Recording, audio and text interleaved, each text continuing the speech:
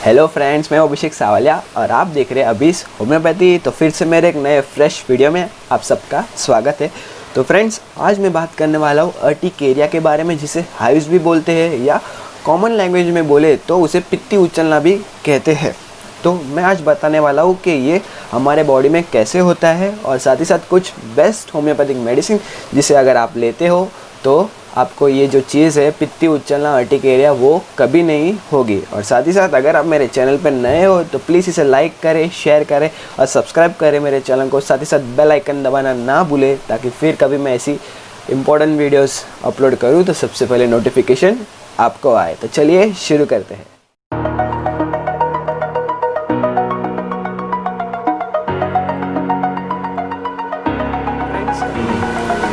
तो फ्रेंड्स, मैं बात कर रहा था अर्टिकेरिया के बारे में, जिसे हाइव्स, पित्ती उछलना, नेटल रैशेस, एक्जिमा, डर्मेटाइटिस भी कहते हैं। बहुत सारे नाम है उसके, बट मैं उसके कुछ कॉमन चीज़ें बताऊँ तो ये बहुत ही कॉमन पाया जाता है हर किसी में, बच्चे से लेके बड़े बूढ़े तक हर किसी में ये चीज़ देखी जा सकती है। और ये दिखता कैसा है तो ये लाल कलर का रहता है, थोड़ा बम्पी स्ट्रक्चर। बम्पी स्ट्रक्चर मतलब क्या कि आपकी जो स्किन है, स्किन से थोड़ा ऊपर उछला हुआ स्ट्रक्चर रहेगा, स्वेलिंग जैसा स्ट्रक्चर रहेगा। और साथ ही साथ आपको बहुत ज़्यादा खुजली आती है उधर ये आपके बॉडी पे किधर भी हो सकता है।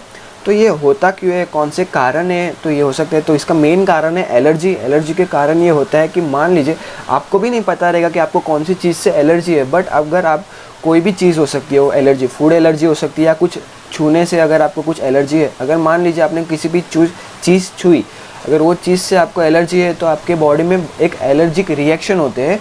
एलर्जिक रिएक्शन के कारण वो हमें ये जो रैशेस है, जो बोलते हैं पित्ती उछलना अर्टिकेरिया, वो आता है।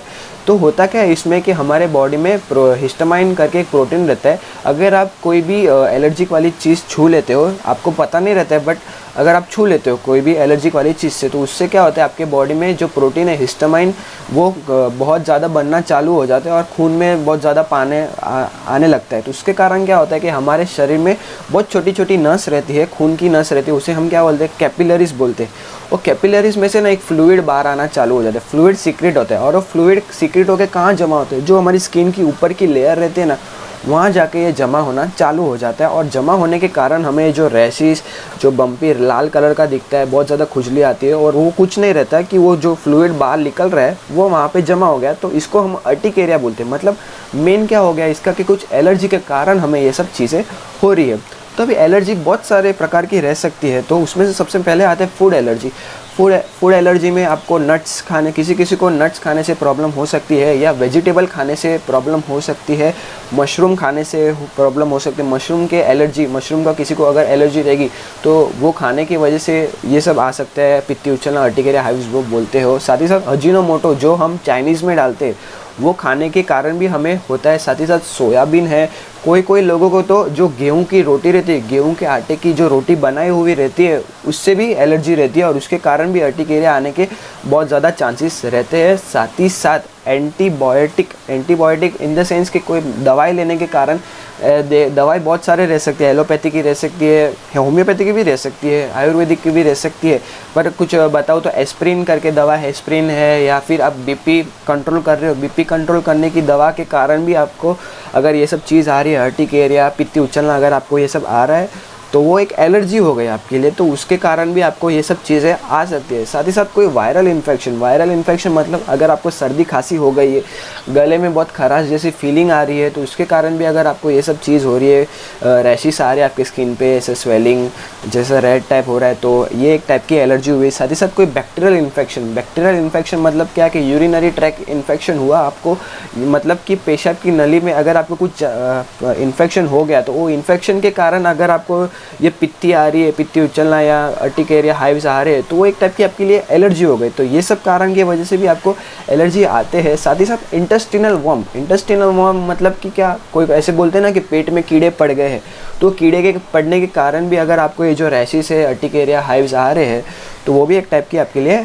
एलर्जी हो गई। तो ये सब एलर्जीज थे जो इसके कारण आपको अर्टिकेरिया हो रहा है, हाइव्स हो रहा है, या पित्ती उछलना बोलते हैं, ये सब चीज़ें हो रही है। साथ ही साथ वेदर के कारण भी हो सकते हैं, मौसम के कारण ठंडी का मौसम हो या गर्मी का मौसम हो या बारिश का मौसम हो, उस हिसाब के वो मौसम के हिसाब से अगर आपको ये सब चीज़ हो रही है तो वो उन लोगों के लिए वो स्पेसिफिक हो जाती है एलर्जी। अगर जो कोई फॉर एग्जांपल कोई बाहर जाता है, समर सीज़न में कोई बाहर जाता है, समर सीज़न के बाहर जाने से अगर उसको अचानक से धूप लग जाती है तो धूप लगने के कारण अगर उसको आ रहा है तो उसको समर सीज़न से एलर्जी है, मतलब गर्मी से एलर्जी है, धूप से एलर्जी, और उसके कारण वो एर्टिकेरिया हो रहा है, मतलब उसकी वो एलर्जी हो गई, वो स्पेसिफिक एलर्जी हुई।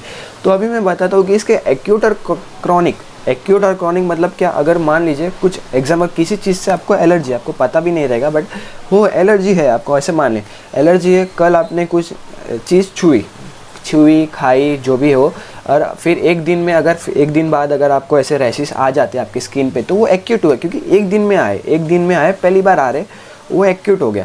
और क्रॉनिक मतलब क्या कि आपको एक महीने से आ रहे क्रॉनिक हो रहा है। उसमें क्या होता है कि एक महीने से आ रहे हैं तो फिर आपको धीरे धीरे अंदाज़ा आ जाता है कि कुछ तो है मेरे बॉडी में, ये आ रहा है, क्रॉनिक समय से आ रहे, एक महीने से अगर आपको आ रहे, आप अपने डॉक्टर के पास भी जाते हो, इलाज भी करते हो तो भी आपको ठीक नहीं होता है। तो क्रॉनिक तो कुछ एलर्जी टाइप हो रहा है। तो उसमें होता क्या है कि ये जो है रैशेस आपके स्किन पे आते हैं, आपकी चमड़ी पे आते हैं, रह गए 2-3 घंटे के लिए रह गए, फिर चले जाएंगे, फिर वापस 2-3 घंटे के बाद वापस आते, तो आ रहे जा रहे मतलब ये क्रॉनिक हो गया। तो मतलब बहुत समय से आपको हो रहा है, तो इसे हम क्रॉनिक बोलते हैं। एक्यूट और क्रॉनिक 2 टाइप में है ये, अर्टिकेरिया नहीं तो पित्ती उछलना। और साथ ही साथ एक और चीज़ मैं कंफर्म कर दूं कि ये छुआछुई बीमारी नहीं है। छुआछुई मतलब क्या कि अगर मुझे है तो कोई मुझे आके छुएगा तो उसे नहीं होगा, ये हमारे बॉडी का स्पेसिफिक रहता है, हमारे बॉडी ससेप्टेबल रहते हैं वो एलर्जिक चीज़ के कारण से। हमारे बॉडी में अगर वो हो रहा है तो वो मेरे बॉडी के लिए है, कोई दूसरे बॉडी के लिए नहीं है। तो अगर वो मेरे को छुएगा तो जिसने भी छुआ उसे वो नहीं होगा। तो ये मैं क्लियर कर दूं कि छुआछुई बीमारी नहीं है, टच करने पे स्प्रेड नहीं होती। तो अभी में जो मेन चीज़ें मैं बताना चाहूँगा कि बेस्ट होम्योपैथिक मेडिसिन अगर आप ये लेते हैं तो आपको नहीं होगा, और जिसे हुआ है उसे भी ठीक हो जाएगा, क्योंकि होम्योपैथी स्किन के लिए बहुत ज़्यादा बेस्ट है। तो सबसे पहले जो रेमेडी आता है वो है एपिस मेलिफिका 30। एपिस मेलिफिका 30, पहले तो मैं ये मेडिसिन के बारे में बताऊँ। ये मेडिसिन उन लोगों पे ज़्यादा काम करती है जिसका बॉडी थोड़ा स्वेली टाइप है, थोड़े मोटे टाइप है। और साथ ही साथ ये दवा का खासियत कैसा है कि अगर आपको कोई कीड़ा काटता है, अगर आपको कोई कीड़ा काटता है, कीड़ा काटने के बाद कैसा आपको ऐसा टंग ऐसा जलता है, ऐसा लगता है कोई ऐसा काट रहा है, ऐसा अगर अंदर से फीलिंग आ रहा है, खुजली आ रही है, बर्निंग हो रहा है, तो आप ये दवाई दे सकते हो, एपिस मेलिफिका 30। और ये साथ ही साथ गर्मी की सीज़न है उन पे, अगर गर्मी के सीज़न में अगर ऐसा सब फीलिंग हो रहा है तो ये दवा उनके लिए बहुत अच्छी है। कौन सी? Apis mellifica 30। जो दूसरी दवा है वो है नेट्रम मूर 30। ये नेट्रम मूर 30 का क्या खासियत है कि अगर मान लीजिए कोई बच्चे हो या बड़े हो, बच्चे में अगर कोई खेलने कूदने के लिए जा रहा है तो खेलने कूदने के बाद, या बच्चे नहीं मतलब कि बड़े लोग कोई ऑफिस के काम के लिए जा रहे हैं, ऑफिस के काम करने के बाद घर पे आ रहे हैं, मतलब उन लोग क्या कि फिजिकल एक्टिविटी किए, कुछ काम कर रहे हैं, एक्टिविटी की या नॉर्मल एक्सरसाइज कर रहे हैं, तो मतलब नॉर्मल फिजिकल एक्टिविटी की या एक्सरसाइज करने के कारण आपको ये सब रैशेस आ रहे हैं आपके बॉडी पे, तो आपको नेट्रम मूर 30 लेना चाहिए। नेट्रम मूर 30 और एपिस मेलिफिका जो मैंने बताया कि इसके आप 4 ग्लोब्यूल्स दिन में सुबह दोपहर शाम 3 बार ले ले, या अगर आप लिक्विड फॉर्म में ले रहे हो तो 2 ड्रॉप डायरेक्ट अपने टीप या टंग पे रख दे सुबह दोपहर शाम, इससे आपको ठीक हो जाएगा। जो तीसरी दवा है वो डलका मारा है। मान लीजिए आपको किसके कारण हो रहा है आपको पता नहीं चल रहा है, बट अगर आपने कुछ खाना खाया, खाना खाने के बाद अगर आपको ये रैशेस आ गए, साथ ही साथ डायरिया हो गया मतलब पतला स्टूल आना चालू हो गया, कब्ज, तो उसके कारण भी अगर आपको रैशेस आ रहे हैं तो आपको ये दवाई देनी चाहिए, डलका मारा 30। सुबह दोपहर शाम 4 ग्लोब्यूल्स ले सकते हैं, लिक्विड है तो डायरेक्ट टंग या जीभ पे रख दे, तो इससे आपको ठीक हो जाएगा। 1 दिन में आपको ठीक हो जाता है। कोई रह गए जिसको 2 दिन दवाई लेनी पड़ती है, पर दवाई लेने के बाद ठीक हो ही जाता है।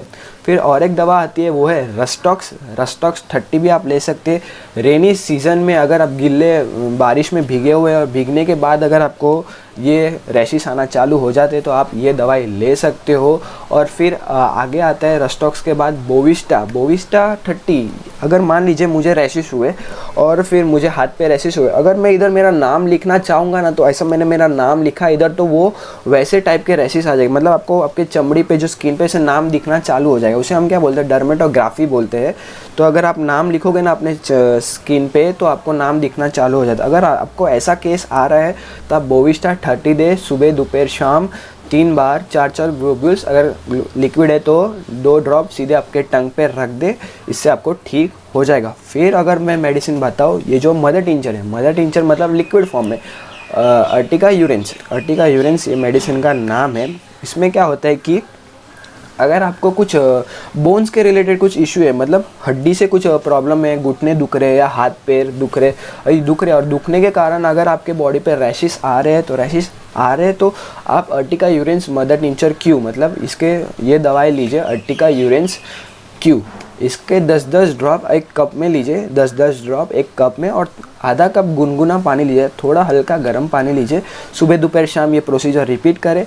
सिप बाय सिप, आप चाय कैसे पीते हो वैसे सिप बाय सिप पिए।